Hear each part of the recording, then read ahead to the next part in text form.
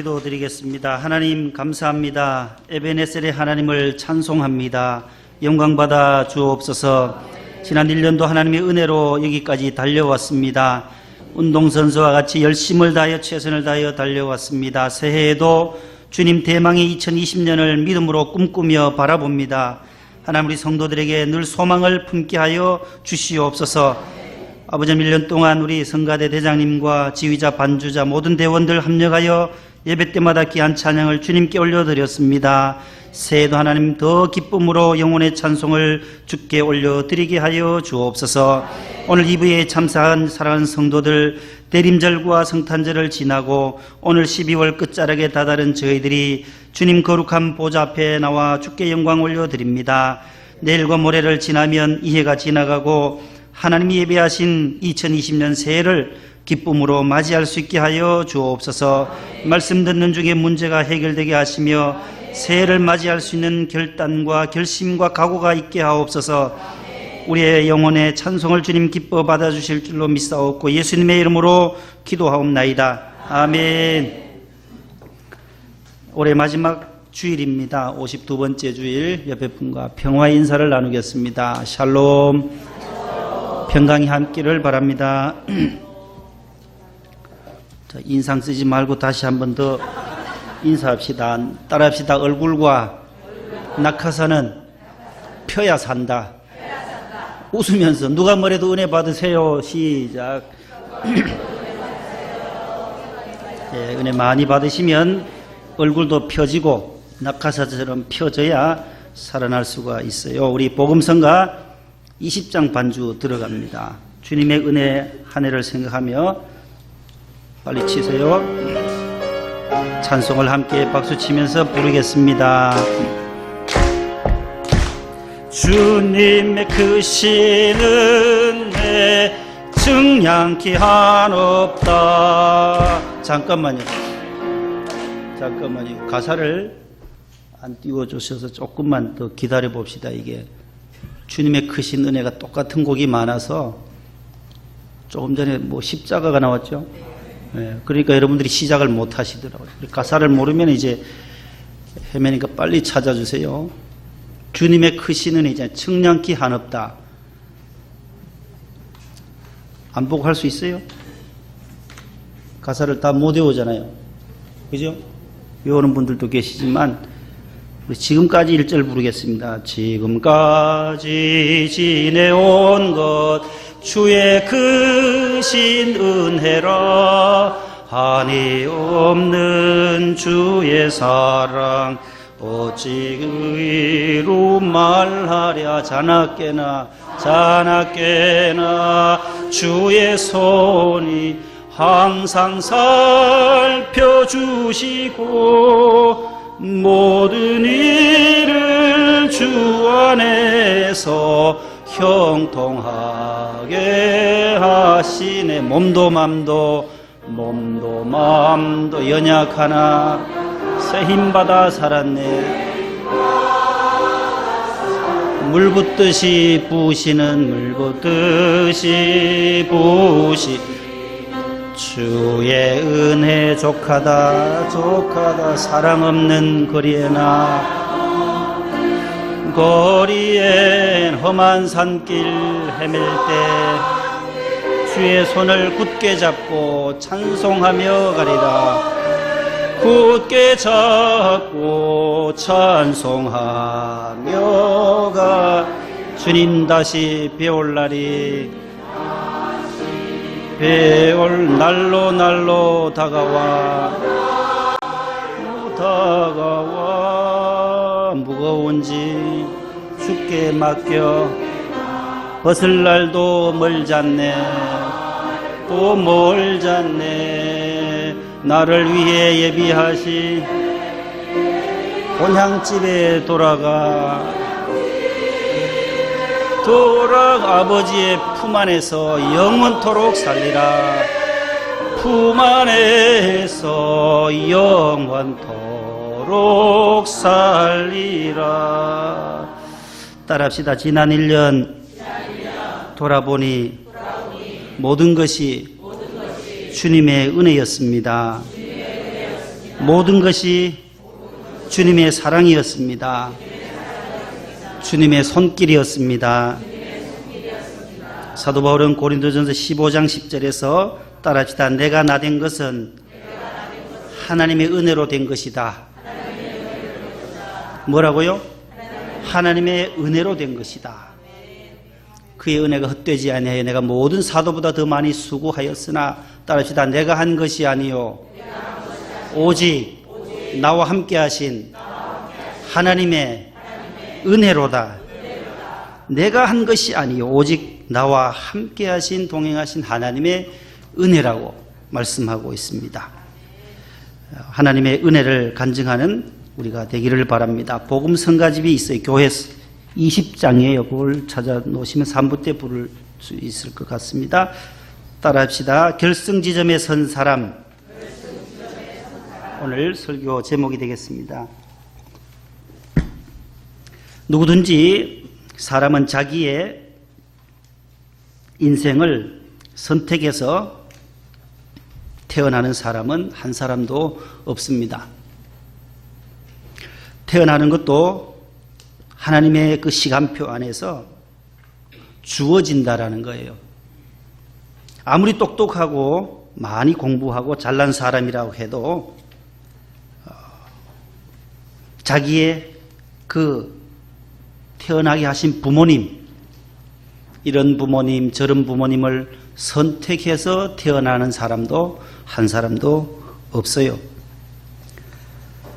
태어나는 시점도 자신이 선택할 권리가 없다는 거예요. 어떤 분은 1930년대 태어나기도 하고 일제시대에 6.25 시대 때, 저는 60년대에 태어났는데 그것도 제가 결정한 것이 아니다라는 겁니다. 태어나는 시점, 나를 낳게 해주시는 부모님도 우리가 스스로 가만히 생각해보면 선택하지를 못한다는 것이 우리 인생이에요.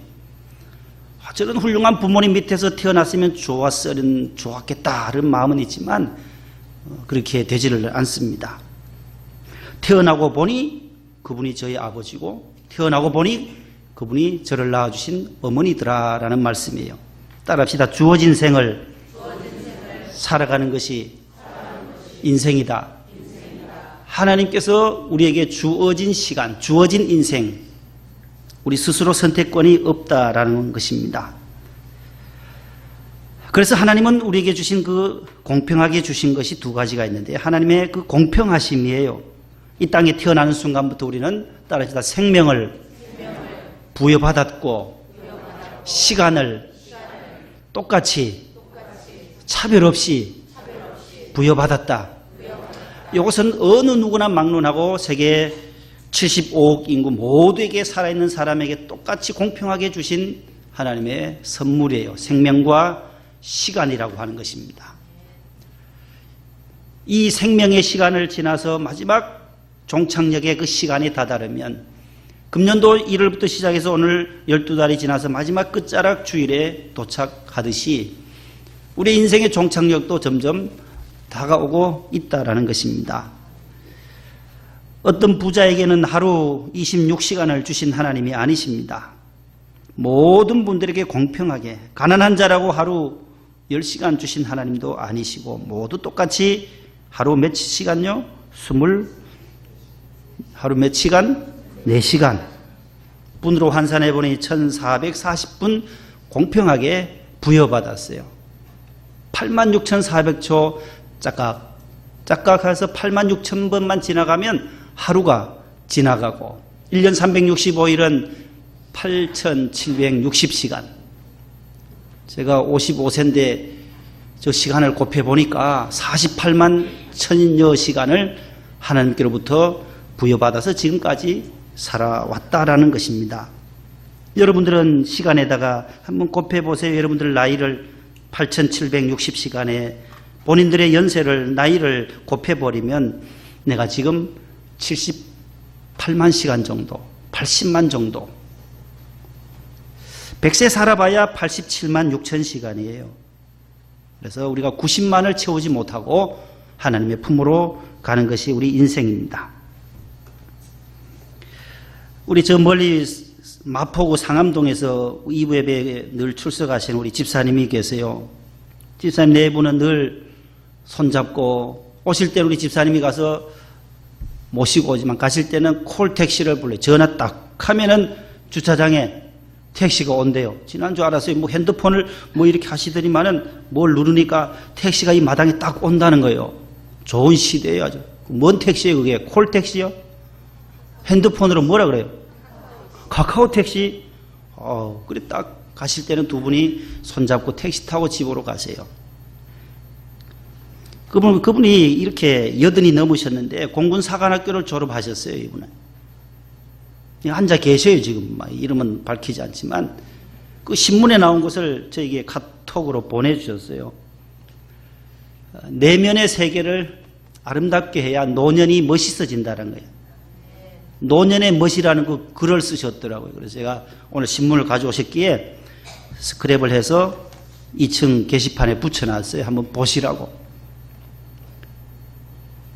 2층 게시판에 저걸 제가 붙여놨다는 거예요. 저렇게 오래 가지고 내려가실 때 한번 보세요. 액티브 시니어 해가지고 글을 쓰셨어요.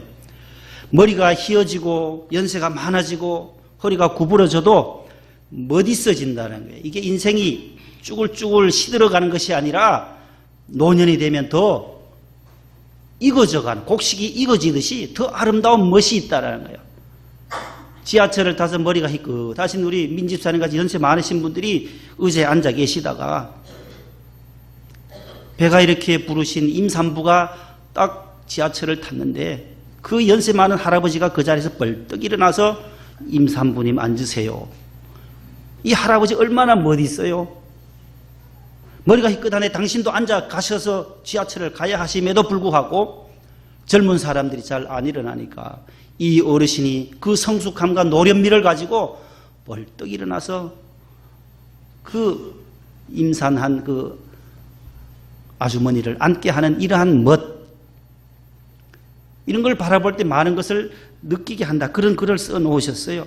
내면 세계가 더 아름다워지는 것이라는 거죠. 나이가 들면 들수록, 시간이 지나면 지날수록 우리는 겉사람은 점점 후패해져 가지만 우리의 속사람은 고린도서 4장 16절의 말씀처럼 날로 새로워진다라는 거예요. 따라합시다. 겉사람은 후패하나 속사람은 새로워진다. 이 속사람이 우리는 늘 새로워지는 인생, 천국으로 점점 다가가기 위해서 단장한 신부가 신랑을 맞이하듯이 한 달 전부터 화장하고 뭐 다 하잖아요. 신부 화장 다 컨디션을 조절해요. 그날 딱 맞추는 거예요. 신랑을 만나는 날을 맞추기 위해서 결혼 전에 다 화장도 하고 머리도 하고 팩도 하고 뭐 두드리고 별것 다 하잖아요. 두드리고 뭐 예쁘게 해서 결혼식 당일날 신랑을 맞이할 준비를 하는 것처럼 우리 인생도 마지막 신랑 되신 예수님을 만나기 위해서 마지막 연세가 들면 들수록 더 멋있어지는 그런 인생이 되기를 축복합니다. 신랑 되신 예수님을 만나기 위해 우리가 신앙의 모든 기본기를 잘 갖추고 있을 때에, 깨어 있을 때에 우리가 주님을 만날 수 있는 특권을 누리게 될 줄로 믿습니다. 26,000시간, 그 집사님은 26,000시간을 무사고 안전 운항을 기록한 한국에서 3분밖에 없대요. 26,000시간 곱하기 8,760을 해보니까 2년 9개월 6일을 공중에 떠 있었어요. 파이로스로, 조종사로서 공중에서 26,000시간을 무사고로 거의 3년 가까이 시간을 하늘에서 사신 분이에요. 하늘에서. 우리나라 3분밖에 없대요. 2분 안 돌아가셨나요, 혹시? 돌아가시면 우리 집사님 혼자가 밖에 되지를 않는다는 거죠. 하나님의 은혜로 무사고를 할 수 있었다. 신방 가서 들어보니까 그래, 하나님이 안 지켜줬더라면 왜요? 위험한 시간에 왜 없었겠냐고. 가다가 보면 비행기가 완전히 뭐 떨어졌다가 난리를 친다는 거예요. 공중에서도. 그 기류가 안 맞으면 그렇게도 힘든다는 거예요. 파이로스로, 조종사로 나갈 때. 그때마다 담대함으로 하나님께 기도하는 마음으로 운항을 하시면서 26,000시간을 무사고로 해왔다는 거예요. 여러분 지난 365일 12월 마지막까지 오면서 그러한 기류가 떨어지고 슬럼프가 있고 아픈 시간들, 고민의 시간들, 괴로운 시간들이 왜 없었겠어요? 저도 있었을 뿐만 아니라 여러분들에게도 다 그런 것들이 있었어요. 그 과정들을 다 넘어서 오늘 이곳까지 오게 된 줄로 믿습니다. 회사를, 가게를, 직장을 다 운영하시면서도 어려움이 얼마나 많았겠어요. 건강에 또 적신호가 온 사람들도 얼마나 많아요. 수술을 위해서 또 병원에 있으신 분들도 있고 또 항암 치료를 받는 분들도 계시고 이제 연세가 너무 늦어서 요양원에서 마지막 주님을 기다리는 분들도 계시고 고비마다 하나님께서 저와 여러분들을 지켜주셔서 오늘까지 이르게 된 줄로 믿습니다. 사람의 기본 상식 3가지가 있어요. 우리가 살면서 잊어버리기 참 쉬운데 이 3가지는 반드시 있고 꼭 있어야 할 것인데 모르고 사는 것이 우리 인생이다라는 거죠. 첫 번째는 따라합시다. 모든 사람은 죽는다. 이게 기본 상식이에요. 이것을 모르는 사람이 많아요. 모든 사람은 누구나 막론하고 죽음이 온다라는 것인데 이것이 나의 현실 문제가 아니다라고 생각해요. 계속 기피하는 거예요. 도피하는 거예요. 도망가는 거예요. 나는 안 죽는다. 안 죽을 거다. 히브리 9장 27절 다 같이 읽습니다. 시작. 한 번 죽는 것은 28절 단번에 들이신 바 되셨고 구원에 이르게 하기 위하여 죄와 상관이 없이 자기를 바라는 자들에게 2번째 나타나시리라. 아멘. 성경은 분명하게 기록해요. 한 번 죽는 것은 사람에게 정해진 것이다. 27절에서 말씀하고 있어요. 그래서 따라합시다. 인생은 일생이다.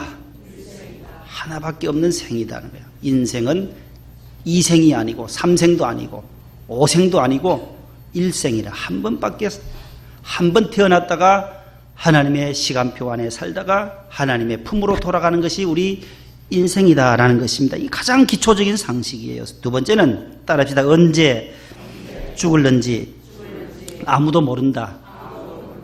이것도 기본 상식이에요. 언제 죽을는지 몰라요. 그 시간은 저분께 달려 있어요. 시간을 우리가 정할 수가 없어요. 태어나는 시간도 우리가 못 정하듯이 떠나가는 날도 우리가 모른다라는 거예요. 그래서 3번째 따라합시다. 오늘이 마지막 날일 수도 있다. 이게 지극히 상식적인 사고. 오늘이 마지막일 수도 있다라고 우리의 인생관, 신앙관, 시간관을 그렇게 가져야 한다는 거예요. 언제 떠날 오늘이 될 수도 있고 내일이 될 수도 있고 1시간 뒤가 될 수도 있고 아무도 모르는 이 죽음 모든 사람에게 공평하게 온다라는 사실이에요. 공부를 많이 한 집사님이 계셨어요. 어느 목사님의 간증인데 그 부인 집사님은 그 남편 집사님에게 하던 일들을 좀 많이 이제 정리하고 유언도 하고 하나님 앞에 가야 하지 않냐. 그렇게 부인 집사님에게도 말을 듣지를 않는다는 거예요.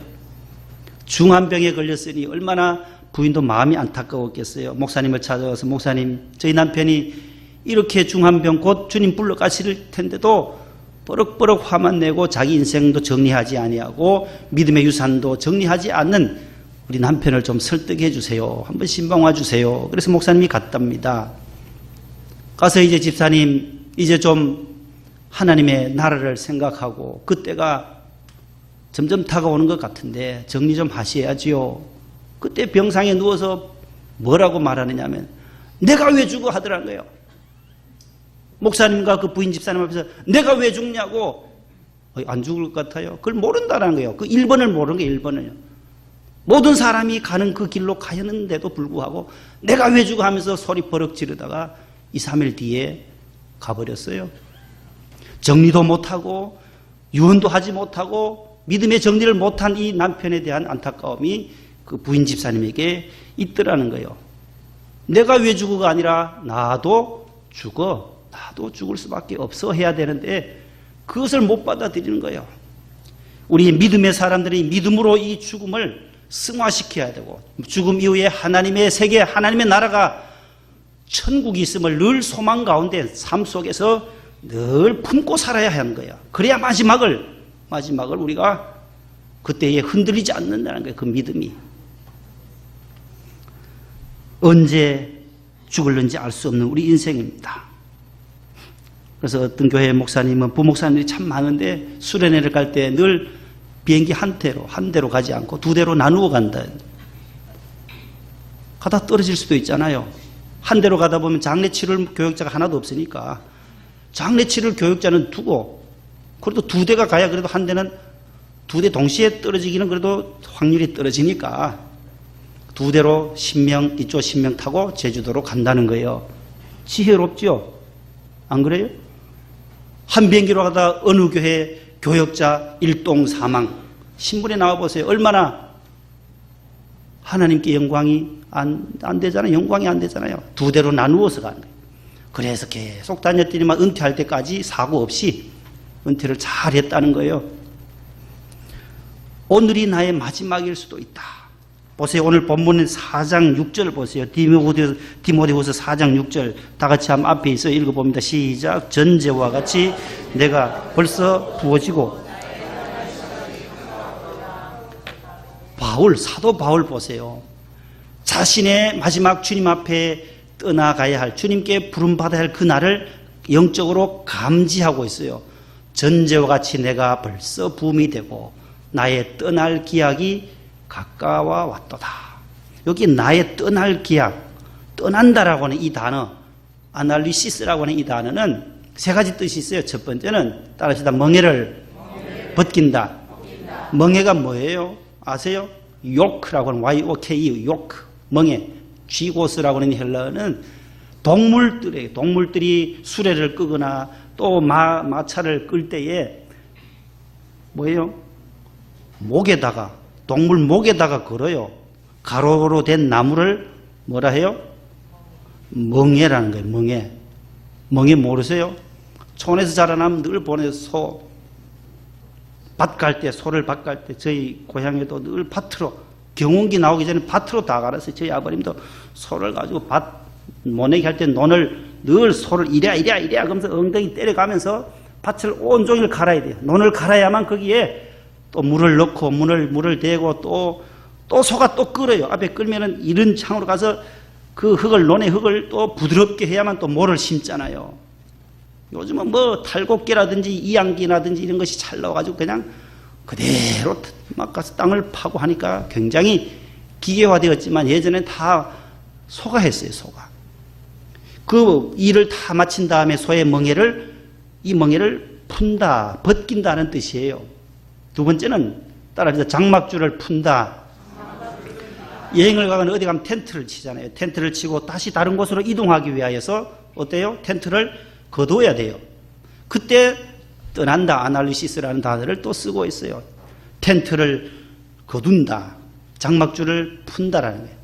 우리 해외여행을 가서도 돌아올 때 되면 짐을 싸듯이 떠나는 거예요. 다시 고향으로 돌아오듯이. 세 번째는 닷줄을 푼다라는 거예요.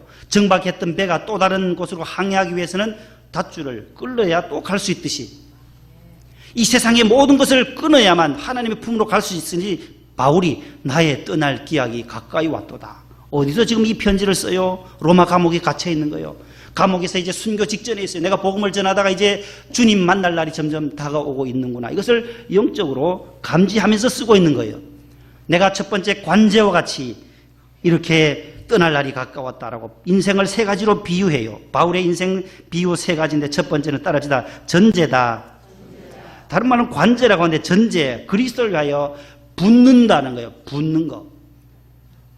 동물의 목을 제사를 치는 목을 쳐야 되잖아요. 목을 치면은 거기에 피가 솟구쳐 올라요. 그걸 바가지 양동이 받아서 그 피를 제물 위에다 붓는 것을 관제라 그래요. 전제라 해요. 바울은 인생을 전제와 같이 내가 벌써 부음이 되었다. 그리스도를 위하여 나는 하나밖에 없는 이 생명을 그분을 위해서 내가 부어드리는 제물처럼 살아왔다라는 거예요. 이게 바울의 인생관이에요. 첫 번째가 전제다. 나는 전제다. 나는 그리스도께 헌신하면서 피와 땀과 눈물과 이 모든 것을 그리스도를 위하여 그분의 영광을 위하여 복음을 위하여 내가 드려지는 헌신하는 사명자로 자신을 소개하고 있는 것입니다. 그러면 부어지는 인생이라면 얼마나 답답하겠어요. 그러나 그것이 아니다라는 거예요. 빌립보 2장 17절에서 이것이 억지로 하는 것이 아니다라는 거죠. 빌립보 2장 17절 시작. 만일 너희 믿음의 제물과 섬김 위에 내가 나를 전제로 드릴지라도 나는 기뻐하고 너희와 함께 기뻐하리니. 보세요. 전제로 나를 부어드리는 마지막 헌신의 사람으로 살아가지만, 사명자로 살아왔지만 나는 기뻐하고 또 기뻐한다. 기쁨으로 감당할 때 그 수고가 진정한 수고요. 기쁨으로 봉사할 때, 기쁨으로 남을 베풀 때 그것이 진정한 봉사요. 진정한 섬김이 된다라는 것이에요. 사랑의 수고도 마찬가지요. 기쁨으로 수고한 것이라야 진정한 수고다라는 거예요. 바울은 기뻐, 나는 기뻐한다. 기쁨으로 이 전제의 사명을 감당한다. 우리 유명한 우리 아인슈타인 박사님이 있잖아요. 많은 제자들이 그를 추종했습니다. 그의 인품이 고결하고 존경스러워서 많은 분들이 박사님께 물었어요. 아인슈타인 박사님, 당신은 어떻게 해서 그렇게 성공할 수 있었어요? 성공의 비결을 좀 알려주세요 했더니만은 아인슈타인이 성공의 비결 3가지를 말해요. 첫 번째는 따라합시다. 말을 적게 하라. 그렇게 제자들이 가르치더라는 거예요. 늘 말이 없더라는 거예요. 행동으로 보여주고, 말이 많으면 실수가 많기 때문에 말을 적게 해야 성공할 수 있다. 말 많은 사람 치고 성공자가 없다. 두 번째, 따라합시다. 생활을 즐기라. 즐기라는 거예요. 일을, 모든 일을 기쁘게. 바울이 복음을 전할 때 기쁨으로, 감옥에 갇혀 있으면서도 기쁨으로 복음을 전해야 했듯이 자신의 일과 직장과 회사에서 공부하는 일에, 모든 자신의 일에 엔조이 하라는 거예요. 기쁨으로 하라는 거예요. 요즘 운동선수들이 다 잘하는 이유는 즐긴다라는 거예요. 손흥민이나 금메달리스트들 얘기를 들어보면, 이강인 선수나 모두가 들어보면 자기의 거기서 축구면 축구, 야구면 야구에서 즐긴다라는 거예요. 감독이 억지로 시켜서 뭐 매를 대고 빠따를 치고 이런 것이 아니다라는 거예요. 요즘 시대는 예전과 다르다는 거예요. 본인이 즐거워서 밤에도 훈련하고 새벽에도 나가서 훈련하는 생활을, 자신의 일을 즐길 때에 성공할 수 있다라는 거예요. 세 번째는 따라서 생각하는 시간을 가지라. 여유를 가지라는 거예요. 한 곳에 너무 빠져서 거기에 중독되어서 거기에서 헤어나지 못하면 성공할 수 없다라는 거예요. 오늘날 음란 문화에 빠지고 중독 문화에 빠지고 도박에 빠지고 온통 중독이 점점 우리를 쪼아올 때 거기에 빠져 있어는 안 된다. 여유로운 시간, 운동도 하며 등산도 하면서 또한 여러 가지 일들을 수영도 해가면서 여유로운 시간들을 가질 때에 성공자가 된다라고 말을 하고 있습니다. 바울의 세 번째 인생의 비유는 따라합시다. 싸우는 군인이다. 우리 성도들은 첫 번째는 전제와 같은 인생, 하나님 앞에 드려진 인생, 헌신되어진 인생이요. 두 번째는 싸우는 군인이다라는 거예요. 디모데후서 4장 7절 상반절에 다 같이요. 나는 선한 싸움을 싸우고, 그렇게 말해요. 바울은 나는 선한 싸움을 싸웠다라. 인생은 싸움이다. 신앙생활도 영적인 싸움이다. 마귀와의 영적 전쟁이다. 그래서 전신갑주를 취해야 한다. 싸움이라는 거예요. 선한 싸움을 다 싸웠던 바울이에요. 그래서 선으로 악을 이기라고 바울 서신에서도 말씀을 하고 있어요. 로마서 8장 37절에도 그러나 시작. 이 모든 일에 우리를 사랑하신 이로 말미암아 아멘. 대장, 군인은 대장의 명령에 절대 복종해야 하듯이 그리스도가 우리의 대장 되신 예수님의 그 명령 말씀에 순종하며 복종해 나갈 때에 승리가 있을 줄로 믿습니다. 따라합시다. 넉넉히 이기느니라. 주님 말씀에 순종하며 나아가면 넉넉히 이기게 될 줄로 믿습니다. 세 번째는 인생을 달리기 선수에 비유해요. 경기자에 비유하고 있어요. 빌립보 3장 13, 14절 다 같이요. 아니요, 빌립보서 3장.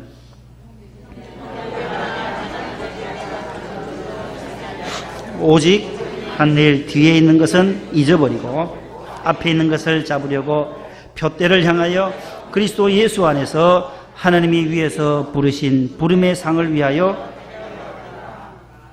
상급을 위해서 뭐라고요? 어떻게 한대요? 달려가노라. 오늘 본문에도 내가 선한 싸움을 싸우고 나의 달려갈 길을 다 달리고, 거기 또 달리기 선수가 나오고 경기자의 모습이다라는 거예요. 운동선수와 같다는 거예요. 하나님께서 위에서 부르신 그 상급을 위하여 내가 달려간다. 디모데후서 2장 5절 말씀요.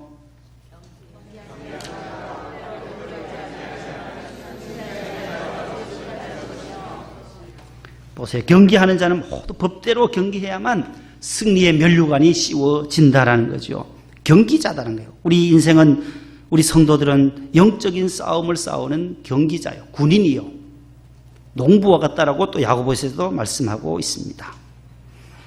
그래서 이 경기를 위하여서 우리는 이기기 위하여서는 절제해야 한다는 것입니다. 셀프 컨트롤이 있어야 돼요. 고린도전서 9장에 보면 자기 절제, 자기 조절이 있어야만 모든 선수들이 승리할 수 있다는 거예요. 선수들이 먹고 싶은 거 다 먹고 여행 가고 싶은 거 다 가고 나면 운동선수로서의 자격이 박탈될 수밖에 없어요. 우리 류현진 선수 아시잖아요. 류현진 선수도 2015년에는 어깨가 부상이 되고 완전히 슬럼프에 떨어지고, 지지난해는 2018년에는 또 다리 허벅지 부상으로 인해서 3개월 동안 출전도 하지 못하고, 그것을 그 슬럼프에서 계속 재활하고 재활해서 2019년도에는 14승 5패, 평균 자책점이 2.32로 얼마나 좋은 기록을 세웠는지 몰라요. 한국 선수 치고는 최초의 메이저리그 투수가 누구예요? 박찬호. 아이고, 이 성가대 여집사님들이 더 잘하시네. 어떻게 박찬호를 아시네요. 최초의 메이저리그 투수예요. 그가 5년 계약에, 텍사스 레이저스에 입단할 때 5년 계약에 6,500만 달러. 6,500만 달러면 한 얼마 되나요?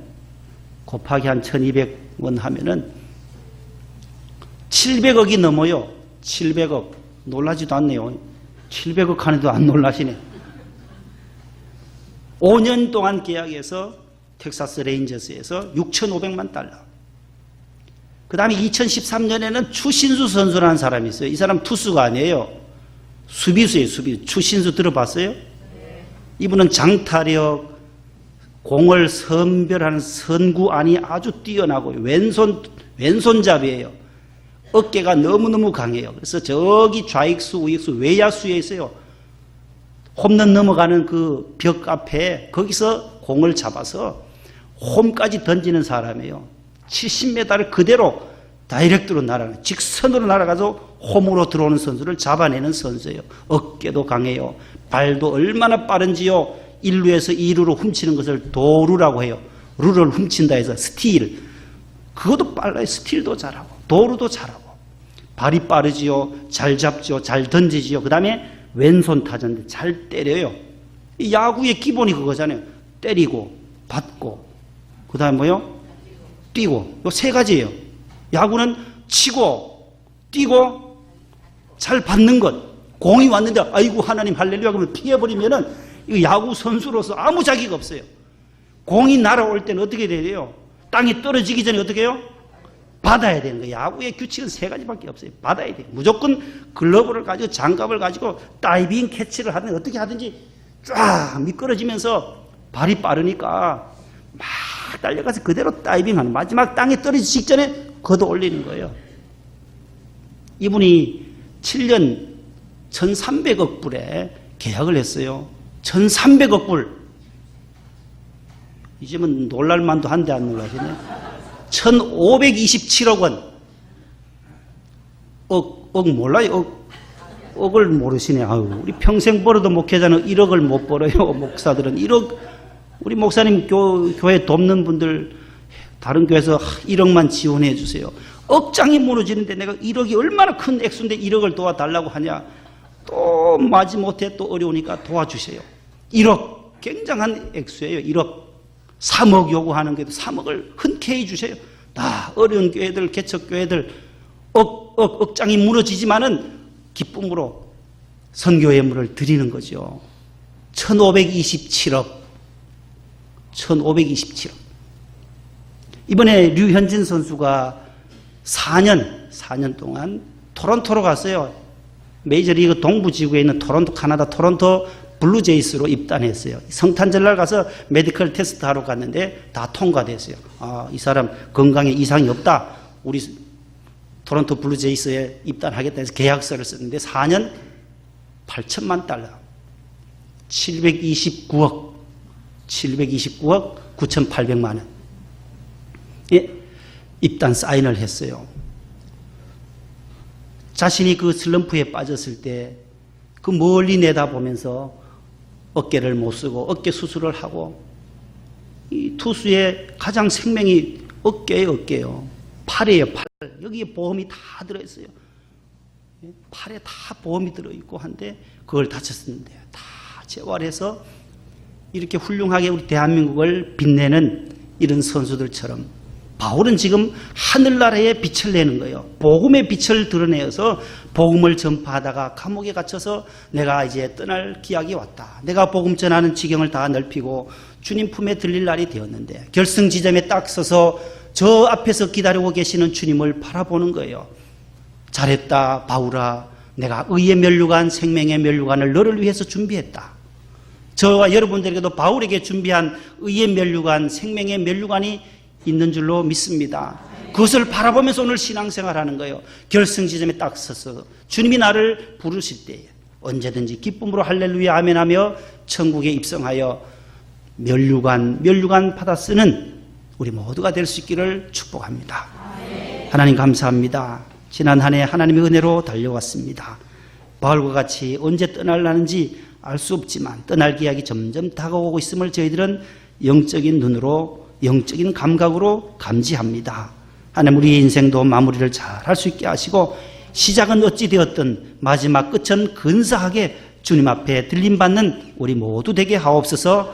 예수님 이름으로 축복하며 기도합니다. 아멘.